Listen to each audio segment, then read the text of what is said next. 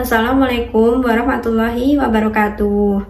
Di sini kami dari kelompok 4 akan mempresentasikan tentang laporan laba rugi dan informasi terkait. Kelompok kami ada Irwan dengan NPM 23210115 dan Felda dengan NPM 23210128. Berikut penjelasan mengenai laporan laba rugi.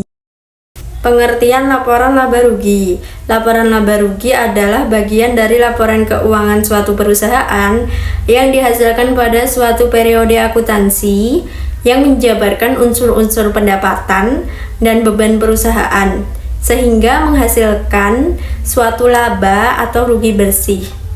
Selisih antara pendapatan dan biaya merupakan laba yang diperoleh atau rugi yang diderita perusahaan. Laba atau rugi sering dimanfaatkan sebagai ukuran untuk menilai berhasil tidaknya perusahaan. Maka arti penting dari laporan laba rugi yaitu sebagai alat untuk mengetahui kemajuan yang dicapai perusahaan dan juga mengetahui berapakah hasil bersih atau laba yang didapat dalam satu periode.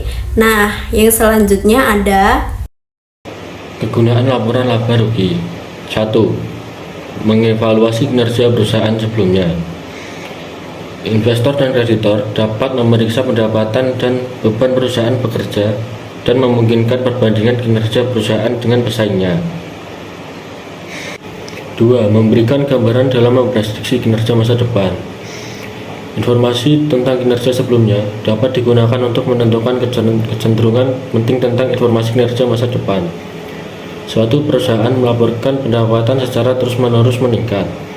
Walaupun demikian, hal ini tidak berarti bahwa kesuksesan sebelumnya tidak menjamin di masa depan. Namun, kita dapat memprediksi pendapatan masa depan. 3. Membantu menilai risiko dan ketidakpastian arus kas masa depan. Laporan laba rugi membantu pengguna menentukan risiko ketidakpastian atas tidak diterimanya arus kas tertentu. Informasi berbagai komponen atas antar laba rugi, pendapatan, beban, keuntungan, dan kerugian, menyoroti hubungan di antara komponen tersebut. batasan laporan laba rugi. Yang pertama, perusahaan menghilangkan pos dari laporan laba rugi yang tidak dapat diukur secara andal. Faktik terkini melarang pengakuan pos tertentu dari penentuan laba rugi, meskipun dampak dari pos ini mungkin dapat memengaruhi kinerja perusahaan. Yang kedua, jumlah laba rugi dipengaruhi oleh metode akuntansi yang digunakan suatu perusahaan, mungkin menyusutkan aset tetap secara cepat. Perusahaan lain memilih penyusutan garis lurus dengan asumsi semua faktor adalah sama. Perusahaan pertama akan melaporkan laba yang lebih rendah. Yang ketiga, ada pengukuran laba melibatkan penilaian. Misalnya, satu perusahaan dengan itikat baik akan dapat mengestimasikan umur manfaat aset menjadi 20 tahun, sementara perusahaan lain mengestimasikan umur manfaat aset yang sama selama 15 tahun. Demikian pula, beberapa perusahaan mungkin membuat estimasi optimis tentang biaya garansi dan penghapusan piutang tak tertagih yang akan menghasilkan beban yang lebih rendah dan laba yang lebih tinggi. Ringkasannya, beberapa batasan laporan laba rugi mengurangi kegunaannya dalam memprediksi jumlah, waktu, dan ketidakpastian arus kas masa depan. Yang selanjutnya ada Jenis-jenis laba. Laba kotor. Laba kotor merupakan selisih dari hasil penjualan dengan harga pokok penjualan. Laba operasional. Laba operasional merupakan hasil dari aktivitas yang termasuk rencana perusahaan, kecuali ada perubahan besar data perekonomiannya. Oleh karena itu, angka ini menyatakan kemampuan perusahaan untuk hidup dan mencapai laba yang pantas sebagai jasa pada pemilik modal. Laba sebelum pajak atau EBIT yang biasa disebut earning before tax. Laba sebelum pajak merupakan laba operasi ditambah hasil dan biaya di luar operasi biasa. Bagi pihak tertentu dalam hal pajak, angka ini adalah yang terpenting karena jumlahnya ini menyatakan laba pada akhirnya dicapai perusahaan. Laba setelah pajak atau laba bersih. Laba bersih adalah laba yang tersisa setelah semua pengeluaran dan biaya dikurangi dari pendapatan. Laba bersih adalah presentasi paling akurat tentang berapa banyak uang yang dihasilkan dalam bisnis. Unsur-unsur laporan laba rugi. Yang pertama ada pendapatan.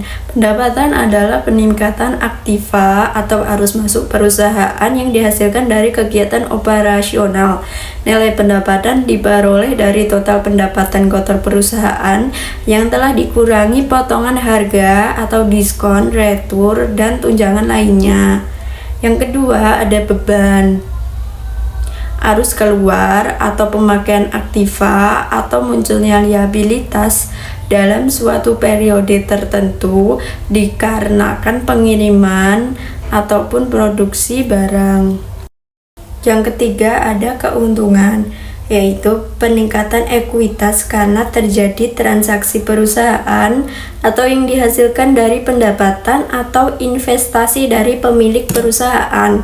Yang keempat ada kerugian, yaitu penurunan ekuitas yang disebabkan adanya transaksi yang dilakukan perusahaan atau akibat dari beban dan pendistribusian kepada pemilik perusahaan. Yang selanjutnya ada cara penyusunan laporan laba rugi. Yang pertama, menentukan periode laporan dengan membuat laporan keuangan secara berkala, baik mingguan, bulanan, hingga tahunan, supaya mengetahui perkembangan yang dialami oleh bisnis secara berkelanjutan. Yang kedua, menyusun laporan neraca saldo. Tahapan selanjutnya dapat membuat laporan neraca saldo. Laporan ini memuat keseluruhan data untuk setiap akun yang termuat dalam buku besar. Yang ketiga, hitung pendapatan perusahaan. Dengan menghitung keseluruhan pendapatan yang diperoleh perusahaan pada periode waktu yang ditentukan. Yang keempat, hitung harga pokok penjualan HPP.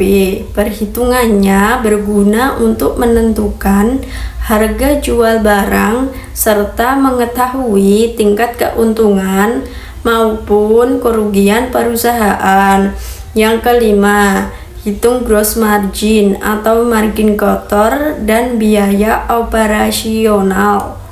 Dapat dihitung dengan mencari selisih antara total pendapatan dengan HPP.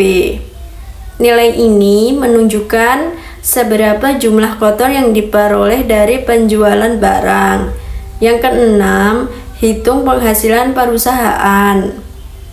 Penghasilan bisa diperoleh dengan mengurangi margin kotor dengan biaya penjualan dan administrasi. Dengan demikian dapat diperoleh laba sebelum dipotong pajak. Yang ketujuh, hitung laba bersih. Kemudian kurangi penghasilan tersebut dengan pajak pendapatan. Dari situ dapat ditemukan nilai laba bersih. Nah, yang selanjutnya ada Pentingnya laporan laba rugi. Alasan utama laba rugi sangat penting ialah laporan tersebut menyediakan kebutuhan bagi investor dan kreditor mengenai informasi yang membantu mereka memperkirakan jumlah, waktu, dan ketidakpastian atas arus kas pada masa mendatang. Keakuratan atas arus kas pada masa mendatang membantu investor menentukan nilai ekonomi perusahaan. Sekian presentasi dari kelompok kami. Terima kasih atas waktunya. Wassalamualaikum warahmatullahi wabarakatuh.